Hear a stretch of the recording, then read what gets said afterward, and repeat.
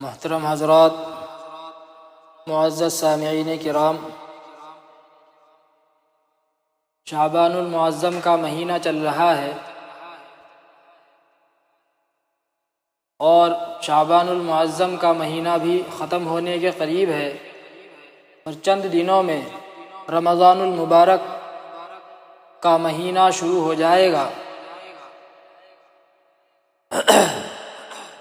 رمضان المبارک وہ بابرکت مہینہ ہے جس کے اندر اللہ تبارک و تعالیٰ نے قرآن کریم کو نازل فرمایا۔ جس طریقے سے گھر کے اندر کوئی بڑا آدمی آتا ہے، کوئی مہمان آتا ہے، تو اس کے آنے سے پہلے اس کے استقبال کے لیے انسان تیاریاں کرتا ہے، گھر کو صاف ستھرا کرتا ہے، اچھے اچھے کھانے پکاتا ہے۔ غرض جو آنے والا مہمان ہے اس کی شخصیت کے اعتبار سے اور اس کی عقیدت میں، اس کے مرتبے کے اعتبار سے استقبال کی اور اس کو ویلکم کہنے کی پوری تیاری کرتا ہے۔ اسی طریقے سے یہ بابرکت مہینہ آنے والا ہے تو ہم لوگوں کو بھی چاہیے کہ اس مہینے کے شایان نشان اس کا استقبال کریں، اور استقبال کرنے کے لیے یہ نہیں کہ کوئی خاص پروگرام کیا جائے، گھر کو سجایا جائے یا کوئی خاص عمل کیا جائے، ایسا نہیں ہے، بلکہ جو اس مہینے کا تقاضا ہے اور اللہ تبارک و تعالیٰ اس مہینے میں جو انسانوں پر اپنا فضل اور انعام فرماتے ہیں اور ثواب انسانوں کو عطا فرماتے ہیں، تو اس مہینے کی فضیلت کے اعتبار سے انسان اپنے اعمال کو بنا لے۔ جیسے انسان جب رمضان المبارک کا مہینہ آتا ہے تو بہت سارے گناہوں کو چھوڑ دیتا ہے اور نیک اعمال کے اندر لگ جاتا ہے، تو رمضان کا مہینہ آنے سے پہلے ہی انسان وہ سارے کام کرنے شروع کر دے کہ جو رمضان میں کرے گا۔ عبادتوں کا زیادہ سے زیادہ اہتمام، نوافل کا زیادہ سے زیادہ اہتمام، لغویات کو چھوڑ دینا۔ اسی طریقے سے اور جتنے گناہ ہیں اور جتنی ناپسندیدہ چیزیں ہیں ان تمام کو انسان چھوڑ دے، اور جتنے پسندیدہ کام ہیں ان تمام میں اپنے آپ کو مشغول کر دے۔ تو اس سے ہوگا یہ کہ آدمی کی ایک عادت سی بن جائے گی اور پھر رمضان گزارنا اس کے لیے آسان ہو جائے گا۔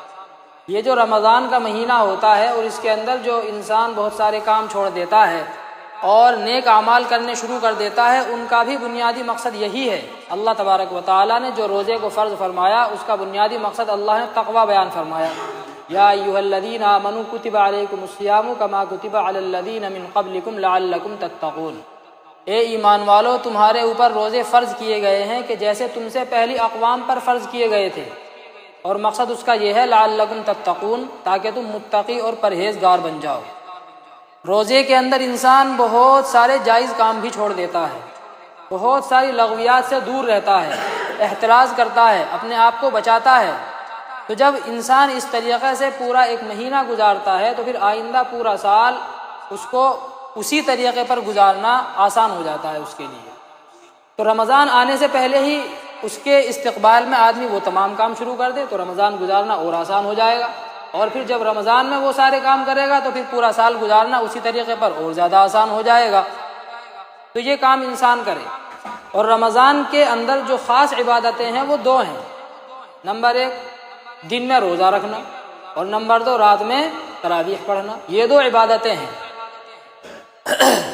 جو دن کی عبادت ہے اس کے اندر تو ہم الحمدللہ سبھی کے سبھی پورا خیال رکھتے ہیں کہ ہم روزہ اچھی طریقے سے ادا کریں، اور روزہ ایک ایسی عبادت ہے کہ جس کا کسی دوسرے انسان کو پتہ نہیں چل سکتا، اس کا تو صرف اللہ تبارک و تعالیٰ کو علم ہوتا ہے کہ اس کا روزہ ہے یا نہیں ہے۔ کوئی آدمی چپکے سے کھا لے، کسی کو کیا پتہ چل رہا ہے؟ تو روزے کے اندر ہر شخص یہ خیال کرتا ہے، اور اکثر جو ہے ایمان والے روزہ صحیح طریقے سے رکھتے ہیں اور پورا اہتمام کرتے ہیں کہ غلطی سے بھی ہمارا روزہ خراب نہ ہو جائے۔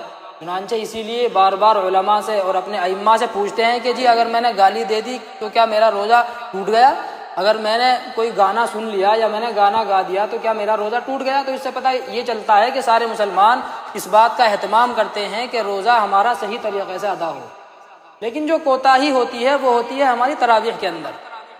تراویح کے اندر ہماری کوتاہی کیا ہوتی ہے؟ وہ یہ ہوتی ہے کہ بھائی پورے دن تو ہم بھوکے پیاسے رہے، کام دھام میں رہے، تو اب جلدی سے بس فوراً گھر پہنچ جائیں، جلدی سے نماز ہو اور ہم فوراً گھر پہنچ جائیں، یہ ہوتی ہے اس کے اندر۔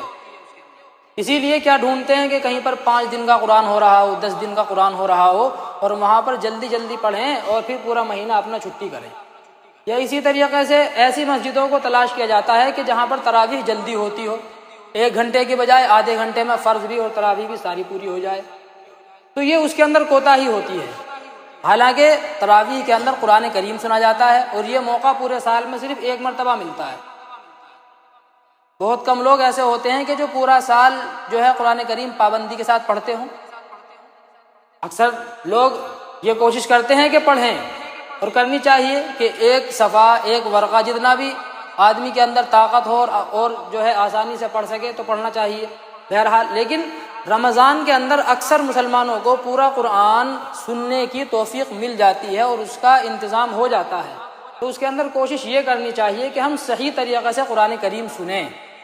قرآن کریم کا صحیح طریقے سے پڑھنا اور سننا یہ فرض ہے۔ جب قرآن کریم پڑھا جا رہا ہو تو خاموشی کے ساتھ سننا فرض ہے۔ اللہ تبارک و تعالیٰ نے فرمایا وَإِذَا قُرِئَ الْقُرْآنُ فَاسْتَمِعُوا لَهُ وَأَنصِتُوا، کہ جب قرآن کریم پڑھا جائے تو خاموش رہو اور غور سے سنو۔ لیکن تراویح کے اندر کیا ہوتا ہے کہ پیچھے کھیلتے رہتے ہیں بہت سے لوگ۔ اگر کہیں پر 5 دن کا یا جو ہے 10 دن کا قرآن کریم ہو رہا ہے تو پیچھے بات کر رہے ہیں بیٹھ کر کے، اور دماغ میں یہ ہے کہ جب امام صاحب رکوع میں جائیں گے تو ہم بھی رکوع میں چلے جائیں گے، ہماری رکعت پوری ہو جائے گی۔ تو بے شک آپ کو رکعت مل جائے گی، لیکن قرآن کریم سننے کا جو ثواب ہے وہ آپ کو نہیں ملے گا۔ جو قرآن کریم سننے کی جو برکت ہے اس برکت سے آپ محروم رہیں گے، اور مکمل قرآن کریم سننے کی سعادت آپ کو حاصل نہیں ہوگی۔ اللہ تبارک و تعالیٰ فرماتے ہیں وَرَتِّلِ الْقُرْآنَ تَرْتِيلًا، کہ قرآن کریم کو ٹھہر ٹھہر کر کے پڑھو۔ تو ہم کوشش یہ کریں کہ ہم قرآن کریم کے لیے ایسا حافظ مقرر کریں کہ جو قرآن کریم ٹھہر ٹھہر کر کے پڑھنے والا ہو، جس کا ایک ایک لفظ ایک ایک حرف بالکل صاف سنائی دے، صاف سمجھ میں آئے کہ پڑھ کیا رہا ہے۔ اس لیے کہ قرآن کریم اللہ کا کلام ہے۔ جب ہم اپنی بات کسی سے کہتے ہیں تو ہم جو ہے اپنے الفاظ بالکل الگ الگ ادا کرتے ہیں تاکہ سامنے والے کو صحیح سمجھ میں آئے، اور جب ہم اللہ کا کلام سنا رہے ہیں تو ہم یہ سوچتے ہیں کہ بس سمجھ میں آئے چاہے نہ آئے، بس پہنچا دو جیسے بھی ہو۔ تو یہ اللہ تبارک و تعالیٰ کے کلام کی بے حرمتی ہے، بے احترامی ہے، بے توقیری ہے، بچنا چاہیے اس چیز سے۔ قرآن کریم کو صحیح پڑھنا یہ فرض ہے۔ وَرَتِّلِ الْقُرْآنَ تَرْتِيلًا، اللہ فرماتے ہیں کہ قرآن کریم کو ٹھہر ٹھہر کر کے پڑھو، اور آپ صلی اللہ علیہ وسلم نے بھی فرمایا کہ قرآن کریم کو اچھی آواز کے ساتھ پڑھو۔ اور آپ صلی اللہ علیہ وسلم رمضان کے اندر حضرت جبرائیل علیہ السلام کے ساتھ میں قرآن کریم کا دور فرمایا کرتے تھے، قرآن کریم کا دور فرمایا کرتے تھے آپ صلی اللہ علیہ وسلم۔ تو آپ اندازہ لگائیں کہ آپ صلی اللہ علیہ وسلم کیسے پڑھتے ہوں گے قرآن کریم۔ تو مقصد کہنے کا یہ ہے کہ روزہ تو ہم صحیح طریقے سے ادا کر لیتے ہیں، لیکن کوتاہی ہوتی ہے تراویح کے اندر۔ تو تراویح کے اندر کوشش یہ ہونی چاہیے کہ ہم صحیح طریقے سے قرآن کریم سنیں۔ اگر کہیں پر جلدی ہو رہا ہو تو حافظ صاحب کو بھی سمجھائیں کہ حافظ صاحب 5-10 منٹ فالتو لگ جائیں گی، کوئی بات نہیں، ہم کو اور زیادہ ثواب ملے گا۔ اس کا 5-10 منٹ میں کچھ نہیں ہوتا۔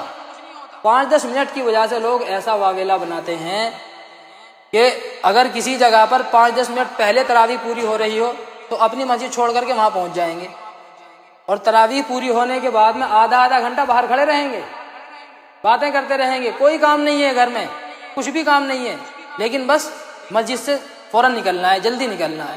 تو کوشش یہ ہونی چاہیے کہ ہم قرآن کریم صحیح سنیں اور صحیح سننے کی عادت بنائیں۔ اللہ تبارک و تعالی ہم سب کو عمل کی توفیق عطا فرمائے۔ آخر دعوانا الحمدللہ رب العالمین۔